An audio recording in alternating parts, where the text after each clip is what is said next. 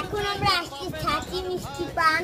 আমরা নিয়ে এসেছি বিল্লাল ভাইয়ের ছাঁচি মিষ্টি পান ৭ রাস্তার মোড়। এখন আমি খুলে ওয়াও, এইগুলো অবস্থায় এরকম হয়ে গেছে। আনছি, আনতে সময় লাগছে। তারপর আর একটা আনছি, এই যে আমরা 3টা আনছিলাম, আর একটা খাওয়া হয়েছে। এই যে সুন্দর ভিতরে সাদা সাদা কি আমি জানি না, দেখাই আপনাদের।